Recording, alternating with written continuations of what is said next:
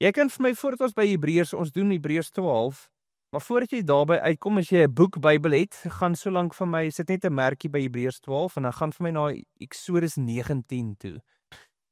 As jy net 'n digitale ene het, begin dalk by Eksodus 19, ons sal dan nou weer terugkom na Hebreërs 12 toe. So as ek en jy moet 'n vinnige oorsig doen, ek meen ons het nou al weke lank spandeer op hierdie maande wat ons nou al spandeer op in die boek Hebreërs. En dit is moeilik om net 'n vinnige oorsig te gee om te sê so hierdie is die temas, dis waartoe dit gegaan het. Maar as ons onsself herinner, die skrywer van Hebreërs gee vir ons baie aksiegerigte stellings. Hy het dit gedoen vanaf Hebreërs 2 af. Hy skryf spesifiek, hy sê ons moet dus baie styf vashou aan hierdie boodskap. En dan sal hy op 'n ander plek sê ons moenie ons rug draai op so groot saligheid nie. Fokus nou skerp op hierdie Jesus wat ons bely. Julle moenie julle harte verhard soos Israel nie. Wees dan versigtig, broers en susters. Julle moet mekaar van dag tot dag aanspoor. Daarom moet ons vrees dat ons nie agterbly nie. So is baie aksiegedrewe. Hy vereis dat ons iets moet doen. Laasweek se gesprek was streef na vrede, streef na heiligheid. Geen wortel van bitterheid in jou hart nie. Leef in seksuele reinheid. Moenie leef in goddeloosheid nie. So dis konstant wat hy vir my en vir jou aksies gee wat ons kan toepas. En dan saam met dit, dan het hy vir ons hierdie kontras gebring. Jesus beter as die profete, Jesus beter as die engele, Jesus beter as Moses, Jesus is beter as Joshua, Jesus is 'n beter hoofpriester, sy priesterskap is beter as Melchisedek se, hy bring vir ons 'n beter verbond. En so hy's konstant besig om vir ons hierdie ding te doen. En as ek en jy dit moet opsom, die boek van Hebreërs in een gedeelte, sal ek sê dit bly Hebreërs 12 vers 1 tot 2. En dis wat ons nou die laaste paar weke gedoen het, maar hy sê spesifiek, kom ons stroop alles af wat ons spoed kan vertraag, vir al die sonde wat so maklik 'n houvas op mens kry. Kom ons hardloop met volharding op die baan wat voor ons uitgestrek lê, ons oë vasgenaal op Jesus. So hy gee vir ons 3 goed. Nommer 1, stroop hierdie sonde af, en die boek het konstant vir ons hierdie stellings gemaak. Wat se sondes is dit wat ek en jy van ontslae ook maak? Wat se tipe leefstyl moet ons van ontslae raak? Dan die tweede ene is hardloop met volharding. Dat ek en jy moet besef dat die pad wat vir ons voor lê in ons Christenskap kan 'n moeilike pad raak, maar dat ons nooit sal opgee nie, altyd vashou, altyd vorentoe gaan. Dis die tweede punt, en dan derde ene, met ons oë vasgenaal op Jesus. So dit was sy hart, dis nog die hele tyd sy hart. So ek dink dit som vir ons die boek basies op, veral nou dat ons nader aan die einde kom, ons maak basies nou Hebreërs 12 klaar, en dan gaan ons 2 weke doen in Hebreërs 13, en dan begin ons met die boek Openbaring. So, maar vir wat dit werd is, hy gaan nou vir ons in die einde van Hebreërs 12, gaan hy vir ons die laaste vergelyking doen. Soos wat hy gesê het, Jesus beter as die profete, Jesus beter as Moses, Jesus beter as Joshua, gaan hy vir ons die laaste keer 'n vergelyking bring tussen 2 verskillende goeters, en hy gaan praat van 'n beter berg. Nou vers 18 gaan hy vir jou sê, hy wys na die Sinaï berg, waar in vers 22 verwys hy na die Sionsberg toe. En hierdie is nou die vergelyking waartoe hy nou vir ons gaan vat. Maar vir ons net om, voordat ons nou gaan begin, ons gaan in elk geval begin in Eksodus 19, nou vra ek altyd net myself, hoekom was die berg, die konsep van 'n berg so belangrik, veral in die Ou Testament? Julle moet onthou, 'n berg was vir die ouens baie strategies in terme van 'n oorlog. Beide Jerusalem en Samaria is beide op 'n berg gebou. So strategies gewys vir 'n stad om op 'n berg gebou te word, is baie beter. Jy kan sien wanneer die vyande aankom, wanneer jy besig is in 'n oorlog, dis baie makliker om af te beklei as om op te beklei. En so dis 'n strategiese ding in terme van om 'n berg te gebruik bloot vir oorlog. 'n Plek van herinnering, dit word 'n plek wat mense byvoorbeeld, as ons sê die Here was goed, het ons hier 'n altaar vir hom gebou, en dit was gewoonlik bo op 'n berg. Dit word 'n punt van herinnering. As jy gaan in 'n berg gaan uitklim, dan pak jy 'n paar klappe op en sê ek was hier bo. Ja, dit was great. As jy Mount Everest gaan klim en dan plant jy 'n vlag daar, so daar's iets wat herinnering vasmaak van ons het boontoe gegaan, ons het dit bereik, en dit beteken vir my iets. Vir hulle ook was dit 'n plek van aanbidding. So bo op 'n berg word 'n plek van aanbidding wat jy net die Here ervaar. Nou ek dink vandag nog, as 'n mens iewerste tyd maak om by 'n berg uit te kom of net 'n groot koppie of wat ook al en jy kom bo en jy kyk af en jy besef net hoe klein voel jy. En dan besef jy daar's iets in jou hart wat plaasvind van God, hoe groot hy is, hoe almagtig hy is. Ek dink dit tref ons hart anders. En vir hierdie ouens was dit en ek dink selfs in jou heidense nasies was daar die idee gewees, hoe hoër jy opgaan, hoe nader is jy aan God. Maar ek dink grootendeels, ek dink is daar iets net wat 'n mens se koneksie het met die Here op 'n berg. En dan natuurlik vir hulle ook 'n berg was 'n plek van veiligheid. So jy sal sien mense het berg toe gegaan en gevlug om te gaan wegkruip, en dis waar hulle gewoonlik veiliger gevoel het. So ek dink op die Ou Testament het 'n baie groot simbool in terme van berge. Ek het jy sien ook op 'n stadium dat twee berge word vergelyk met mekaar as ek en jy kyk na Johannes 4. Jy onthou nou die gesprek wat Jesus gehad het met die Samaritaanse vrou by die put? En op 'n stadium maak sy die stelling en sy sê vir Jesus, sy sê ons voorouers, hulle wat Samaritane is, het op hierdie berg aanbid. Maar julle sê die plek waar 'n mens moet aanbid is in Jerusalem se berg. Hy sê, Jesus merk toe op en hy sê, glo my vrou, daar kom 'n tyd wanneer julle die Vader nie op hierdie berg en ook nie in Jerusalem sal aanbid nie. So, dit is nie hierdie berg of daardie berg nie. Daar gaan 'n tyd kom wat ons die Here sal beleef en ek dink dis waartoe Jesus ons point. En nou kom die skrywer van Hebreërs en hy gee vir ons hierdie, wat hy vir ons 'n bietjie oopbreek. So, hy gaan vir ons amper half Sinaï berg opbring teenoor Sionsberg. Nou Sinaï, dit is die plek waar God vir Moses die wet gegee het. Waar op Sionsberg is die berg waar Jesus gesterf het. Hy is gekruisig daarso. Die ene verwys basies na die ou verbond, waar die wet was. Sinaï is die ou verbond. Nou baie mense sal sê die ou verbond is die Ou Testament en jy kan dit sê. Die Ou Testament is grootendeels die ou verbond, maar ons moet verstaan dat die skeiding vanaf ou verbond na nuwe verbond lê nie tussen Maleagi en Matteus nie. So Ou Testament is tot en met van Genesis tot by Maleagi, Nuwe Testament is Matteus tot by Openbaring. Die skeiding tussen oud en nuut lê nie daar nie. Die skeiding tussen oud en nuut moet ons onthou, Jesus het geleef in die ou verbond. So Jesus se hele lewe was in die ou verbond. Die nuwe verbond het eers in plek gekom toe Jesus uit die dood uit opgestaan het. Van daai oomblik af, toe is die nuwe verbond in werking getree. So met ander woorde, as ons praat van Sinaï, die plek waar God die wet gegee het, daai is die ou verbond. Dis waar offers daar was om mense te reinig. Jy kon nie vir jouself jou eie sondes betaal nie. 'n Dier moes daai offer basies vir jou gedra het. Waar met die Sionsberg, dis waar Jesus die nuwe verbond ingebring het vir my en vir jou. Dis sy bloed wat vir my en vir jou skoon maak. So, dis waartoe hy vir my en vir jou gaan vat in terme van hierdie gesprek. So, hy kom op 'n stadium en dan sal hy vir ons nou sê spesifiek, praat hy van Sinaï berg. Nou vir my en vir jou om konteks te gaan kry van dit, gaan lees ons Eksodus 19. Ek gaan hom lees in vers 16. Net 'n vinnige recap voordat ons daarby uitkom. Op 'n stadium kom God en hy sê, ek gaan myself bekend maak aan Israel. Ek wil hê Moses, jy moet vir die mense sê, hulle moet hulle self gaan reinig. Hulle moet vir 3 dae moet hulle self reinig en dan moet hulle nie raak aan hierdie berg nie.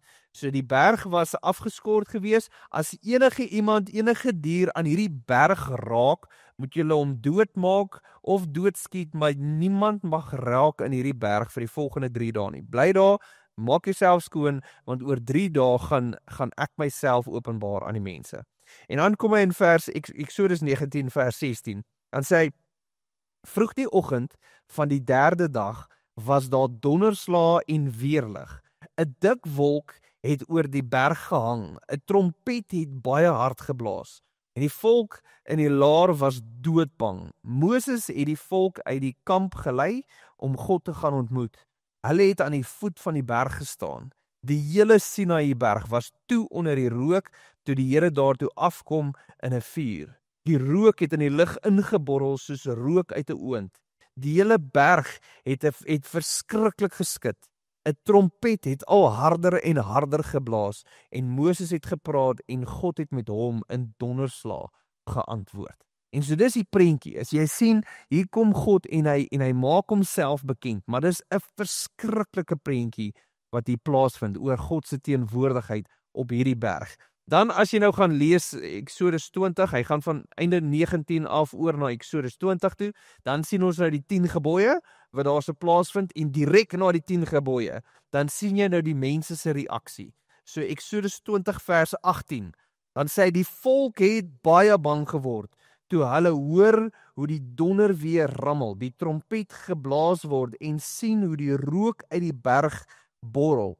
Hulle het op 'n afstand gestaan en hulle sê toe vir Moses, jy moet maar liewer met God praat, ons sal na jou luister. Moenie dat God self met ons praat nie, ons sal dan sterf. So dis die idee. Hulle sien hierdie, hulle beleef hierdie en hulle is net soos, wow, hierdie is net way too much. God is net te groot. Moses praat jy met die Here, ons sal met jou praat. En dis die idee. Nou as ek moet sê, ek dink hierdie is dieselfde groep ouens wat God al beleef het. Dis dieselfde groep ouens wat die 10 plaae beleef het. En dis dieselfde ouens wat beleef het hoe daar 'n wolkkolom en 'n vuurkolom hulle deur die woestyn vat. En dis dieselfde groep mense wat water uit 'n rots sien bars het. So hierdie ouens het al iets beleef, maar nou staan hulle voor hierdie berg en is ongelooflik groot en is ongelooflik mooi. Maar dis terrifying. Dis terrifying om hier te wees. Nou, as ek sê ek het al baie keer gewonder, imagine ek was daar. Imagine jy was daar gewees, in daai oomblik gewees, toe God afkom op hierdie berg. Nou, ek dink nie ek wil daar wees en dat ek nie bang sal wees nie. Ek dink jy wil jouself so semi-nat maak in daai oomblik. Maar die groot ding is, ek dink dis net die vrees wat in jou hart plaasvind daarso. Maar dan is daar iets wat in my vra is, sal ek sê, maar Moses, praat jy met die Here, of sal ek graag daar self wil wees? En dan besef ek, grootendeels vir hierdie mense, die vrees wat plaasgevind het, was gebaseer op eksterne faktore. Want hier is die ding is, ons vra baie keer en ons maak hierdie stellings, soos ek sou graag daar wou gewees het, bloot omdat ons sal wil hê, dat dit sal amazing wees as ek iets kan sien en iets kan beleef om te kan weet, hierdie wat ek glo is tog die waarheid en die realiteit, en kan ek iets beleef van God, want dit sal ons geloof wortel, en dit sal ons geloof geanker basies in hierdie goeders. En dan dink jy, hierdie ouens se geloof moes 10-1 geanker gewees het. En dan besef jy, hulle geloof was nie geanker nie. Want onthou, dis dieselfde ouens, wat, hierdie is Eksodus 20, Eksodus 32, maak hierdie ouens 'n goue kalf. Dis wat plaasvind. Hierdie einste ouens, wat God beleef, maak vir hulle 'n goue kalf hierna. Want hier is die ding, en dis die realiteit. Iets wat ekstern plaasvind, enige eksterne motivering, wat vrees kweek in my hart, lê nie baie diep nie. Dis vir daardie selfde rede dat aan die einde van Johannes 2 'n klomp mense gekyk het na Jesus wat konstant besig is om mense te gesond te maak en hulle het begin glo, dan sê hy, Jesus het nie geloof in hulle gehad nie. Hulle geloof was nie baie diep nie. Dis hierdie selfde rede dat ek by genesingsdienste was en ek het gesien hoe blinde mense sien en hoe mense wat nie kon loop nie loop en jy beleef hierdie goeders en jy dink, nou is my hele lewe verander en tog het dit nie gemaak dat ek, wat Jean is, nie wegdraai van hier af nie. Ons dink dat eksterne goeders, as iets daar gebeur, gaan my lewe verander. Maar ek wil vir jou sê, eksterne motivering verander niks in jou lewe nie. Dit moet interne transformasie wees wat ons lewens verander. Dis wat iets in jou hart plaasvind wanneer jou lewe verander. En ek dink dis die hart waartoe ons gaan vat so in hierdie proses. So hy begin, nou gaan ons na Hebreërs 12 toe. En so Hebreërs 12 begin vir ons vers 18. En sê hy, anders as die Israeliete by Sinaï berg, het julle nie by 'n fisiese berg aangekom met brandende vuur, donderwolke, donkerte, stormwind, trompetgeskaal en 'n stem wat praat nie. Met die gevolg dat die wat dit gehoor het, gesmeek het, dat God nie verder met hulle moes praat nie. God se opdrag dat selfs 'n dier wat die berg met sy poot aanraak, doodgegooi moes word, kon hulle nie hanteer nie. Ja, so angswekkend was die aanskoue van alles dat Moses uitgeroep het. Ek is absoluut verskrik en ek bewe van angs. Daai kom uit Deuteronomium 9 uit waar Moses uitroep dat hy is angsbevange. Nou om vir jou 'n idee te kan gee is want hierdie mense het hierdie beleef. Teen die tyd wanneer Moses hierdie storie oorvertel in Deuteronomium. Nou die van julle wat onthou saam met ons toe ons deur die boeke gegaan het, maar Genesis, Exodus, Levitikus, Numeri en Deuteronomium, al 5 is geskryf deur Moses. Die eerste keer wanneer ek en jy in Exodus lees oor hierdie situasie, dan is dit die volk wat dit basies beleef saam met Moses. Maar dan uiteindelik is die Israeliete in die woestyn vir daai 40 jaar en die hele een generasie sterf uit. Wanneer die tweede generasie daar is, nou kom Moses en hy vertel die storie oor vir hulle. Hy gee vir hulle weer die wette. Hy maak reg dat wanneer hierdie ouens saam met Joshua in die nuwe land ingaan, dat hulle sal weet wat het die vorige generasie verkeerd gedoen. En hy kom en hy vertel van die storie van wat hier plaasgevind het. En in Deuteronomium 9, dan sê hy, ek was in vrees en angs om in die teenwoordigheid van die Here te wees en hulle maak 'n goue kalf en ek besef wat gaan God doen met hulle. Besef net wat gebeur hierdie groot God op hierdie berg.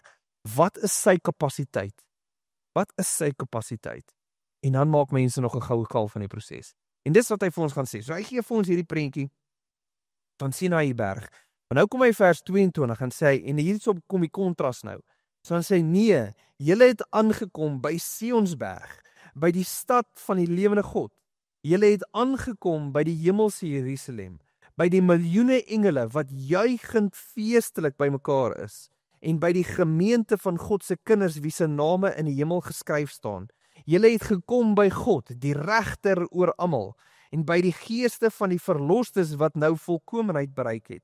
Ja, julle het aangekom by Jesus, die middelaar van 'n nuwe verbond, en by die verbondsbloed wat gesprinkel is en wat van iets beters getuig, so anders as die bloed van Abel wat om vergeldiging geroep het. So hierso gaan hy nou vir ons die kontras gee in hierdie paar verse tussen Sinaï berg en Sion. So vers 21 praat van die angs en die vrees wat die mense beleef het. Waarby Sion vers 22 is dit mense wat juigend en feestelik in die Here se teenwoordigheid is. So vrees en angs aan die een kant, juigend en feestelik aan die ander kant. Dan sê jy sien vers 18 praat van 'n fisiese berg, waar hy in vers 22 praat van 'n hemelse Jerusalem. So hy praat vanaf 'n fisiese plek na meer 'n geestelike plek toe. Dis 'n plek wat ons na kan uitsien. Dis waarna ons gaan kyk. En dan praat ons nou natuurlik, en hierdie is gebaseer op vers 21 en vers 23, weet ons vir alles as Exodus 19 lees, dat net Moses alleen kon teen die berg opgegaan het. Die berg wat Sinaï berg was net beskikbaar gewees vir Moses. Maar vers 23 hy sê al God se kinders wat se name opgeskryf is in daai boek. Ouens wat glo, het die voorreg om teen Sionsberg te kan opgaan. Dan praat hy van Jesus as middelaar by Sion, wat beteken Moses was die middelaar gewees, as ons praat van die Sinaï berg. Sinaï berg verwys dan obviously na die ou verbond met die bloed van die diere, waar hy dan in vers 24 praat oor Sion, is die nuwe verbond wat Jesus vir ons bring met Jesus se bloed. So dis dan die kontras wat hy daar gaan bring. En dan sal hy praat van Abel se bloed wat uitroep, en hy gebruik in my vertaling die woord vergeldiging. Ander woord wat ons hier kan gebruik is, sy bloed roep uit vir geregtigheid. Engelse woord is my baie beter, is die woord justice. Hy roep uit, sy bloed roep uit vir justice. Waar ons weet dat hy sê in vers 24, die bloed wat saam met Jesus kom uit, is getuig van iets beter. Nou, hoekom sal hy hierdie konsep gebruik? Onthou nou toe Kain en Abel nou die storie afspeel, dan sê die Here vir Kain, maar jou broer se bloed roep uit na my. Dit roep uit not justice. Justice definieer ek en jy dat iemand kry iets wat jy verdien. As jy iemand doodmaak vandag in ons land, verdien jy om in die tronk gegooi te word vir 30 jaar. Dis justice. So met ander woorde, justice is gedoen wanneer jy kry wat jy verdien. As ek en jy gaan kyk vanuit die Bybelse konteks uit, dan besef ons sonde maak dat ek en jy die dood verdien. So justice sou wees, jy het aangejaag, jy doen sonde, jy verdien die dood. Nou sê ons aan die ander kant van justice lê genade. En nou wat Afrikaans ons nou 'n bietjie in die voet mee skiet, is Afrikaanse genade het 2 definisies. In Engels gebruik hulle 2 verskillende woorde. In Engels gebruik hulle die woord mercy. Nou mercy is om vir iemand nie te gee wat hulle verdien nie. So jy verdien die dood, maar nou kry jy nie die dood nie. So jy kry jou lewe. Dis basies wat gaan gebeur. So justice, jy kry wat jy verdien. Mercy is jy kry nie wat jy verdien nie. Jy verdien die dood, maar jy kry dit nie. Waar genade of grace beteken nou gee ek vir jou iets wat jy nie verdien nie. So hier's die idee, nie net word jy nie doodgemaak nie, mercy, jy kry guns by dit, grace. Dis die idee, onverdiende guns.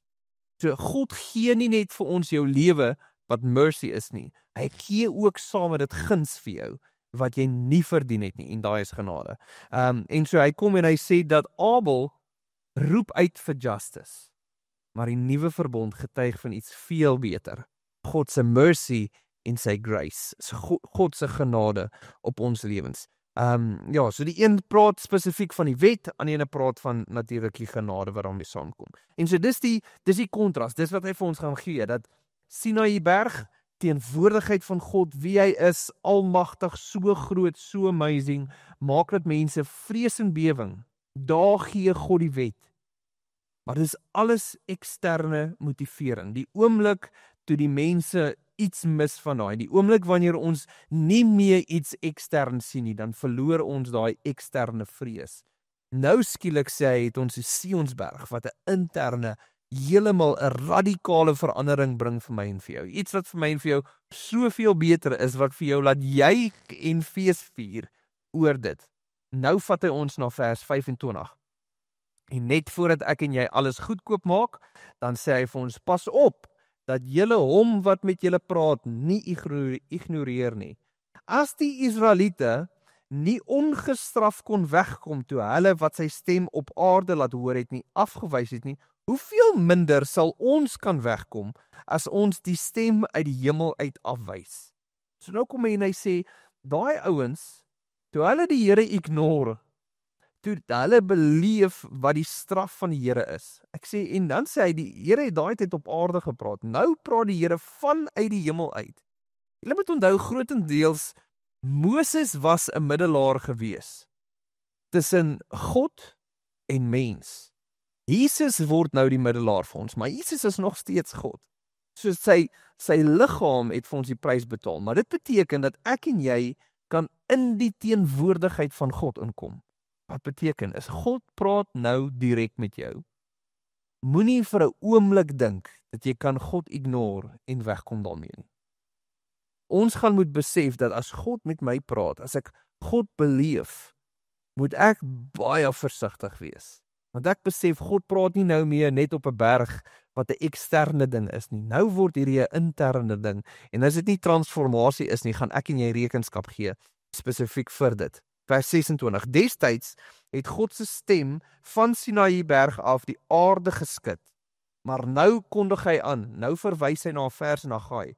En sê, nog een keer sal ek nie net die aarde laat bewe nie, maar ook die hemel. Die nog een keer verwys daarop dat die geskape dinge wat reeds aan die wankel is, plek sal maak vir die onwankelbare dinge.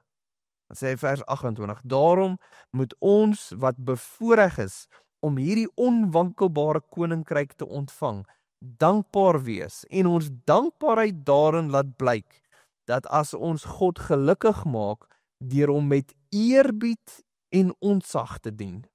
Hier is die sleutel.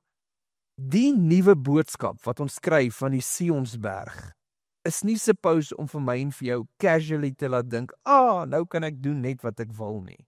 Omdat ons genade het en omdat ons God se mercy het en nie kry wat ons verdien nie, moenie maak dat ons casually hierdie lewe ingaan en dink ons is okay nie. Nee, hy sê nee, ons moet hom met eer en ontzag dien. Dit beteken ek weet wie is God. Ek is baie bewus van wie God is, van hoe almagtig hy is, van hoe groot hy is, hoe absoluut klein en insignificant ek is. En daarom, en dis wanneer ons die stelling maak, 'n vrees vir die Here het. Daai vrees is 'n eer en 'n ontzag vir wie hy is. Dit is nie 'n eksterne gemotiveerde vrees nie. Hierdie kom vanuit my binneste uit. Vers 29, want daar staan ook, ons God is 'n verterende vuur.